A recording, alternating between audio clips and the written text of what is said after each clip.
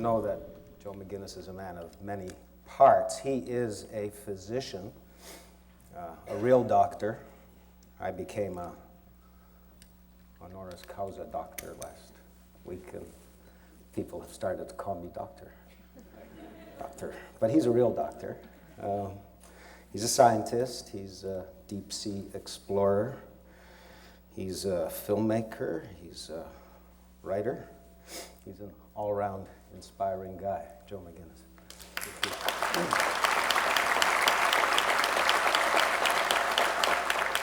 Thank you, Moses.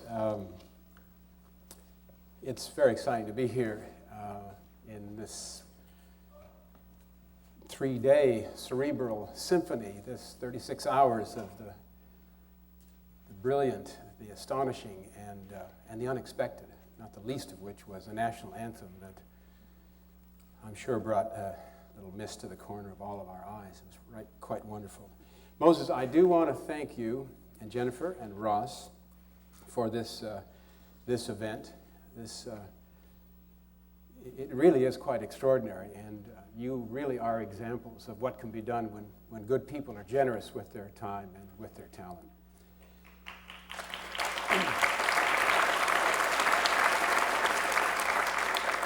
I have to confess to you, my friend, that I'm a little embarrassed to be here with this incandescent intellectual group because, as you mentioned, I went to medical school just up the street from here. I went to the University of Toronto Medical School. I got to confess to all of you that I was not a very good student. I had problems with anatomy and physiology, pathology, biochemistry, medicine, surgery.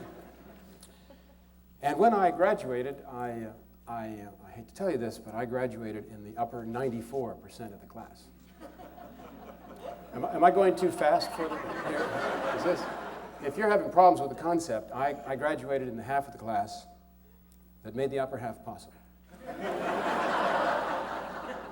Now, some of you know that I've had the good fortune to spend some 30 years of my life as a physician, working in the ocean, concerned about the health and safety of divers, and as an explorer trying to understand the dynamics of the ocean and how it works. And one of the things, how many are divers in this room here? I know yeah, okay. So you will understand that when you immerse yourself in this medium that is 800 times as dense as air, several things happen. And one of them is that you cannot really communicate as I am communicating to you. So you learn as a diver to look into the eyes of the person that you're with and try to understand what is going on in their mind and how to anticipate what their needs are. I'm going to give you an example. My first dive to the Titanic, something wonderful happened to me. Now, I went to the Titanic in a French research ship and a French deep diving submarine some years ago. And by the way, if you ever go to sea, go with the French on these research ships. They're not really ships. They're floating wine cellars. And so here I am, and I'm going to the Titanic. I've been in submarines before, but I've never been this deep. And we're going 2.5 miles down to the Titanic, and if you want to get some idea how deep that is, look at the CN Tower. It's 7.5 times the height of the CN Tower, straight into the western North Atlantic.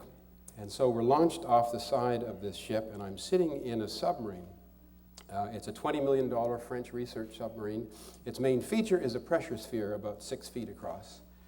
And inside, it's festooned with wires and cables and communication and all the stuff, this kind of stuff, only a little bit more advanced. And I'm sitting in this center seat with 2 people beside me. There's the pilot, Pierre-Yves, and then there's Jean-Michel. And we're going to spend 2.5 hours descending, and then about 9 hours in the wreckage, and then come back up to the surface. And I have to tell you that I'm nervous. Those of you who were here last year know that I have a PhD in fear. And so I'm sitting thinking, my gosh, we're going to go down to the Titanic, and I'm with 2 guys that I'd never met before. So we make the descent, and you go down by gravity. You're untethered. You try to conserve your battery. It takes a long time. You drift down. And as we get to about 6,000 feet, we're going to 12,500, a thought pops into my mind, and that is that inside this pressure sphere is probably 10 miles of wiring and 10,000 electrical connections. And if any one of them overheats, the first place the smoke and the flame is going to go is into our lungs.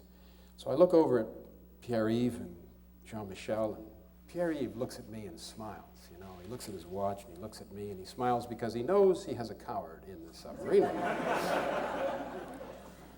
Well, we get a little bit deeper. We get down around 8,000 feet, and another thought pops into my mind, and that is that, gosh, we're going to the Titanic. This ship is broken in two. There's wire, there's cable, there's torn pieces of metal. It's extremely dark down here. And we could, with the currents, get pushed into a snarl of cable and become trapped on the bottom and become a permanent fixture. And in 20 years, the tourist submarines would be coming down to say, yeah, those are the guys that never made it. So this is going through my mind, and Pierre-Yves keeps looking at his watch, and he looks at me. And we land the submarine at 12,500 feet now. I expect that he's going to go off into the wreckage, and we're going to go exploring, but he doesn't do this. He stops, parks the submarine, gets up, and he opens up a small compartment behind where we're sitting and brings out 3 plastic containers, opens them up, and inside are 3 open-faced sandwiches and a small bottle of Beaujolais. and he looks at me, and he says, Monsieur, I notice that you are a bit nervous, so I think it is time for the picnic.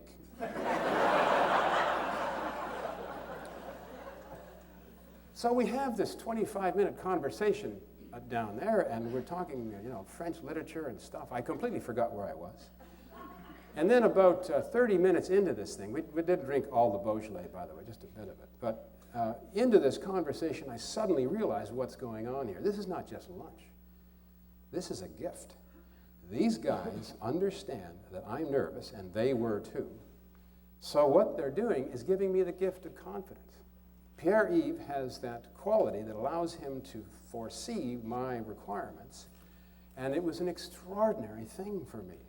We spent, by the way, 9 hours in the wreckage, and all of you have seen Jim Cameron's film, and so you know what I'm going to describe. The stern section, we saw all that, where all those lives were lost, and we saw the bridge area, where all those people said their final goodbyes, and then up to the pilot house, where Captain Smith confronted the accident that shouldn't have happened. So it was an extraordinary experience for me, but as I step back and look at the whole thing, it was that moment when Pierre-Yves did what he did.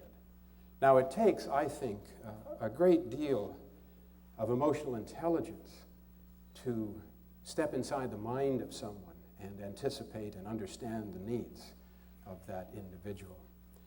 It's a vital skill, isn't it? You all have it. The ability to go out there and to realize human frailties and human strengths. It's what helps us decide who needs our help and who is the best person to be in the lifeboat with.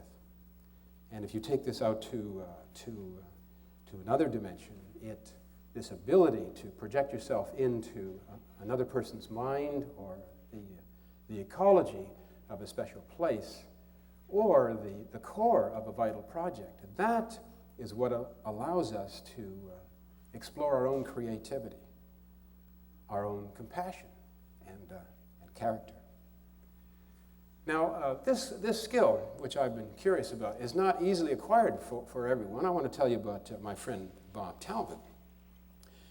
Bob was 14 years old when he fell in love with whales. And he read the work of Jacques Cousteau and decided that he wanted to do something to help protect whales. And by the way, he was very familiar with Paul Spong, who's going to be with us talking. And so, inspired by these guys, he took this journey. And the journey was that he had to learn to swim, and he had to learn to dive. That was the first thing. And he dove in shallow water and deep water and cold water and got very cold sometimes to the point of inarticulateness. And the second skill that he brought along was photography. He went to the Brooks Institute. He learned to take stills, motion picture, video. And then he learned to take them underwater, and where he missed shots and flooded cameras, and finally mastered the art of underwater photography. And then, conjointly with this, Bob learned about whales. He read about them, he visited them, he went to places where they were, and he studied them, and he tried to get inside the mind of these extraordinary animals and learning how deep they go and when they come up and when they surface. And finally, he was ready to go and do what he did. I'd like to show you an example of his work. And to do this, I'd like you to pretend that we're going up to the north end of Vancouver Island. It's a warm July night. We're in Johnson Strait, and we're in a small Zodiac boat. And we're looking into the water, and this is what we see.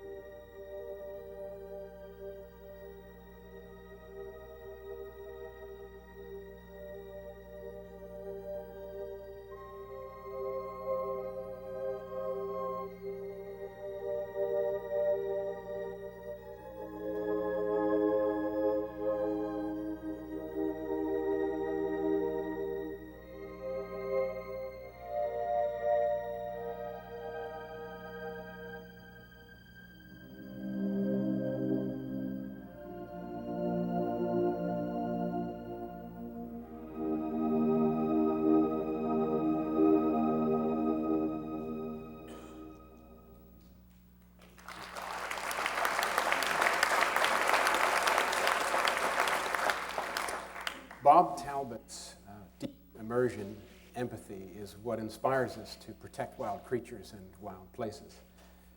And in this machine culture of ours, with its headlines and its deadlines, and its shifting virtual realities, it's what helps us understand who is wounded and who is being creative.